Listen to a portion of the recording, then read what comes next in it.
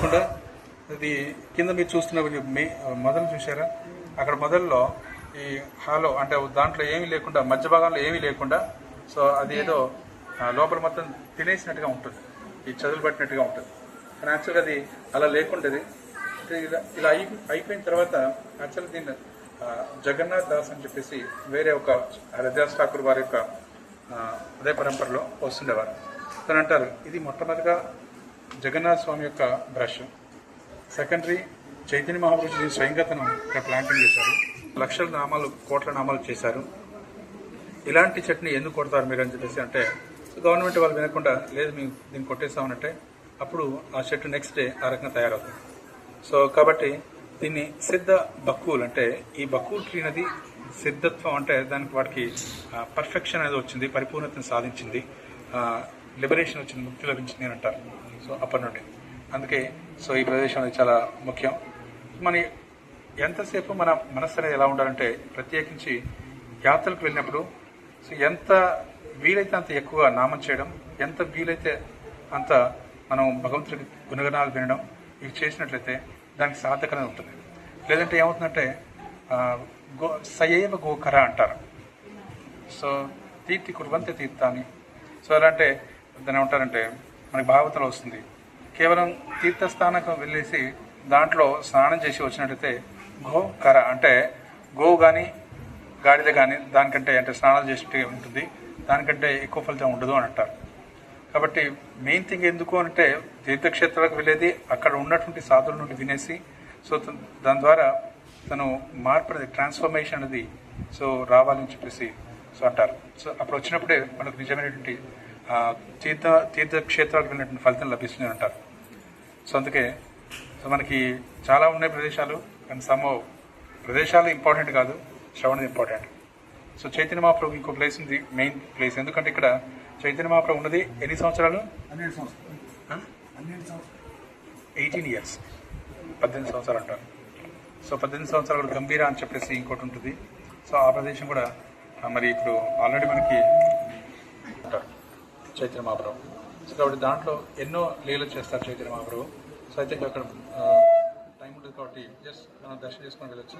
So ఇక్కడే విషయం చెప్తాను. మహాప్రభు మొట్టమొదటిగా చైతన్య మహాప్రభు వచ్చినప్పుడు ఫస్ట్ జగన్నాథ స్వామి దర్శనం చేసుకుంటారు. గరుడ స్తంభం చూశారు కదా, కానీ మీరు అక్కడ చాలా ఇది ఫ్లోటింగ్ ఉంది కాబట్టి సగం చూపించలేకపోయాం. పైగా మన గైడ్ కూడా తొందర పెట్టేస్తున్నాడు, చేయబట్టి లాగేస్తున్నాడు.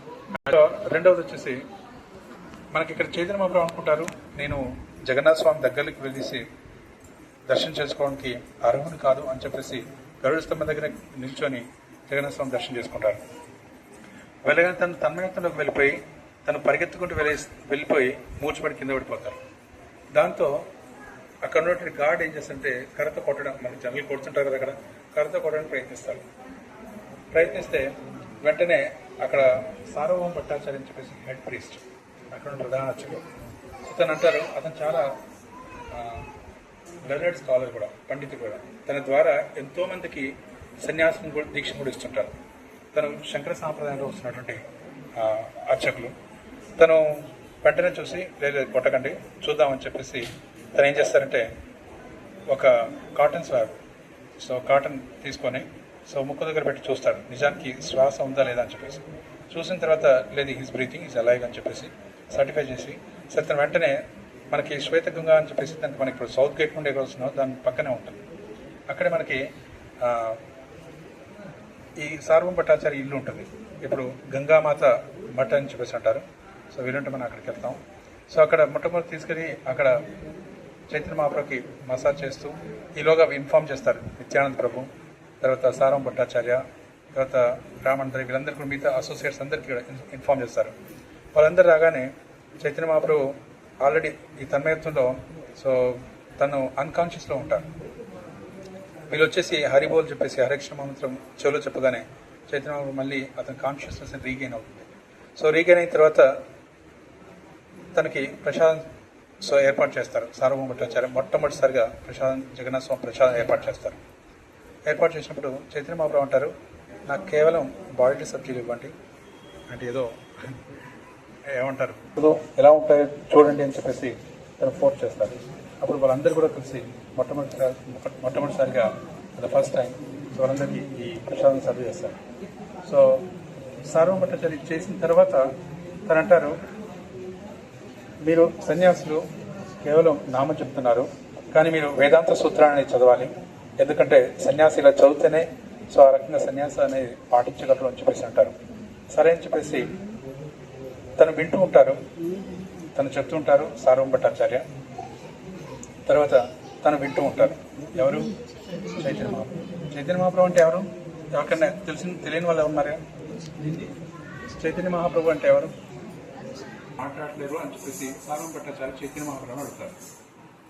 అడిగితే నిజానికైతే ఒరిజినల్గా ఉన్నటువంటి ఏదైతే వేదాంత సూత్రం ఉందో దాన్ని నేను అర్థం చేసుకోవాల్సినటువంటి ఏదైతే వ్యాఖ్యానం ఉందో కమెంటరీ దాన్ని కప్పివేసినట్టుగా ఉంది మీ యొక్క కమెంటరీతో అని చెప్పేసి అంటారు.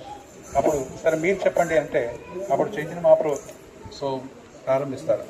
వెంటనే తను అనుకుంటారు ఇతను సాధారణ వ్యక్తి కాదు, సో తనకి స్వయంగా భగవంతుడే అని చెప్పేసి తను నిర్ధారిస్తారు. దాని తర్వాత మళ్ళీ ఒకరోజు అంటే అప్పటి వరకు తను మాయావాదిగా ఉంటారు, అంటే భగవంతుడు సాకారుడు కాదు నిరాకారుడు అనేటువంటి సో భావనలో ఉంటారు. భగవంతుడు సాకారుడా నిరాకారుడా? ఏమంటారు? భగవంతుడు శాకాహారుడే.